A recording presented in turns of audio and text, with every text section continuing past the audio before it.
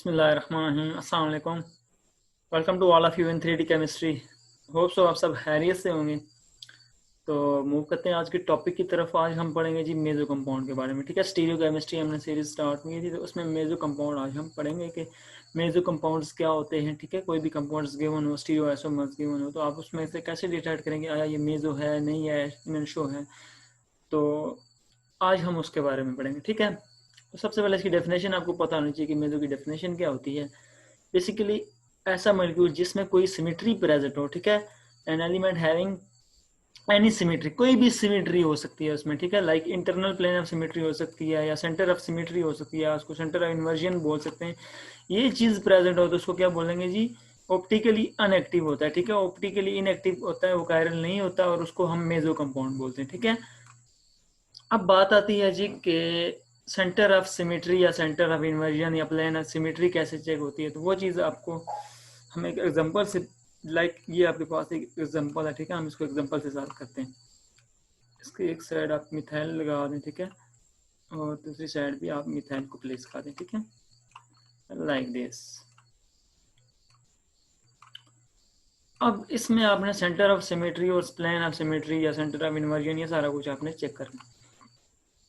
Plane of symmetry वो चीज़ होती है जब आप किसी भी कंपाउंड को, एटम को, मॉलिक्यूल को आप सेंटर से कट करते हैं। ठीक है, किसी भी मॉलिक्यूल को आप सेंटर से कट करें तो दोनों साइड्स पे, आप इस साइड पे देखें सेम एटम आ रहे हैं, इस साइड पे मिथाइल हाइड्रोजन, इस साइड पे मिथाइल हाइड्रोजन, इसको बोलते हैं जी प्लेन ऑफ सिमेट्री।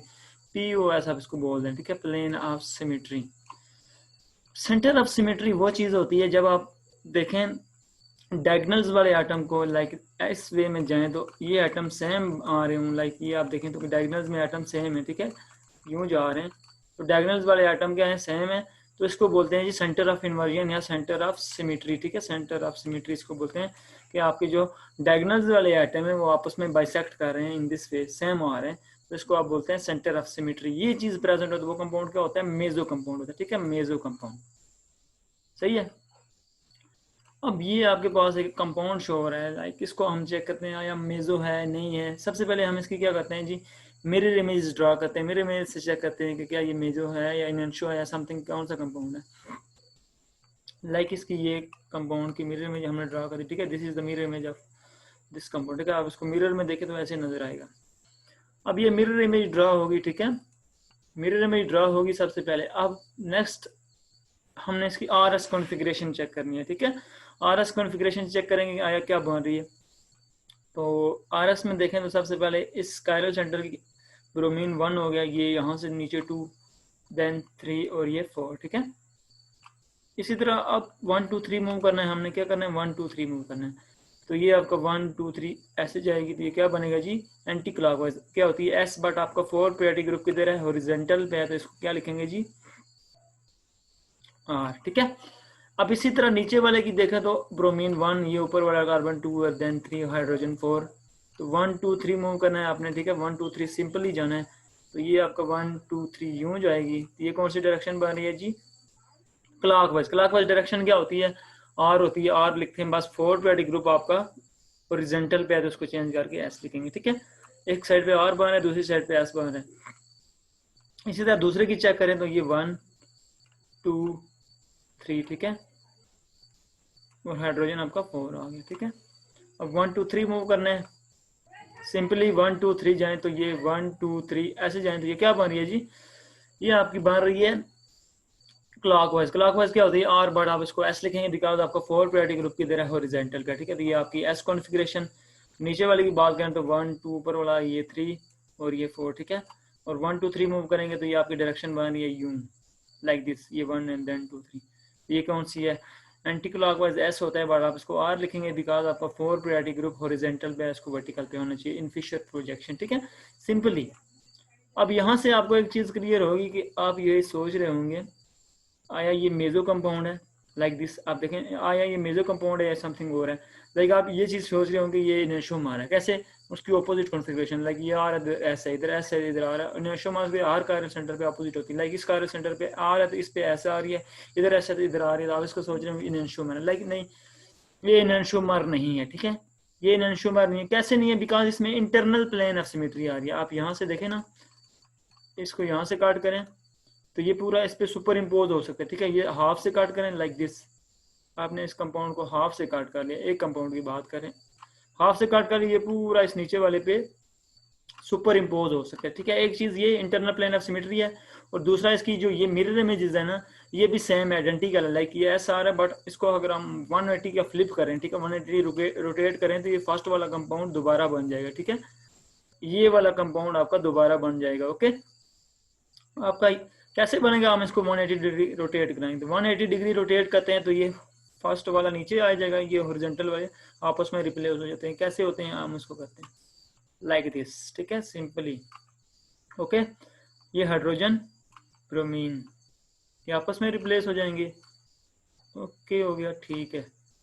ये इधर, और मिथाइल मिथाइल आपस में रिप्लेस, मतलब मिथाइल ही है तो मिथाइल ही रिप्लेसमेंट हो जाएगी, ठीक है, बिकॉज दोनों साइड पे मिथाइल है तो ये मिथाइल ही रहेगा। अब हम इसकी RS कॉन्फ़िगरेशन चेक करते हैं, तो ये चेंज हो जाएगी, बिकॉज ये 180 डिग्री रोटेट हुआ तो ये चेंज होगी, 180 पे होना नहीं चाहिए बट इसकी चेंज होगी। देन इसको हम 1, ये 2, ये 3, अब इसको यहाँ से 1 2 3 मूव करें, हाइड्रोजन 4 पे है, तो 1 2 3 क्या होता है जी, एंटी क्लॉकवाइज S, बट इसको R लिखेंगे बिकॉज 4 प्रायोरिटी ग्रुप हॉरिजॉन्टल पे, इसको वर्टिकल पे होना चाहिए, और एज इट इज 1 2 एंड 3 इसको ऐसे मूव करें तो ये क्या क्लॉकवाइज बन रही है और, बट इसको S लिखेंगे बिकॉज आपका ये 4 प्रायोरिटी ग्रुप की तरह हॉरिजॉन्टल पे, ठीक है।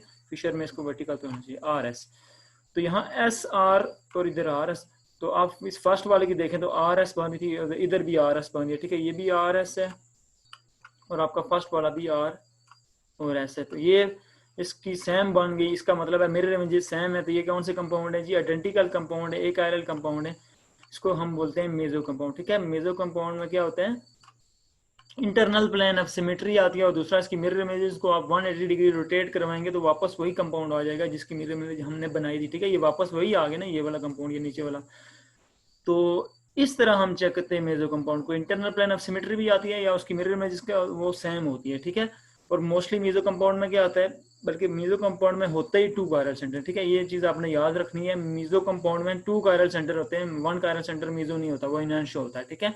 2 कायरल सेंटर होते हैं और एक की कॉन्फ़िगरेशन R होगी और दूसरे की S होनी चाहिए, ठीक है, मस्ट है, एक की कायरल की R होनी चाहिए, दूसरे की S या SR, आप उसको कर लें। सेम कॉन्फ़िगरेशन वाला मेजो कंपाउंड नहीं होता, वो कायरल कंपाउंड होता है, ठीक है। कैसे होता है वो एग्जांपल करेंगे, आपने ये चीज याद रखनी है, मेजो कंपाउंड में 2 कायरल सेंटर होते हैं और दोनों की कॉन्फ़िगरेशन अपोजिट होती है, ठीक है। नेक्स्ट, अब एग्जांपल्स की तरफ मूव करें तो आपके पास डिफरेंट एग्जांपल शो हो रही हैं, लाइक ये मेजो कंपाउंड की एग्जांपल है, ठीक है।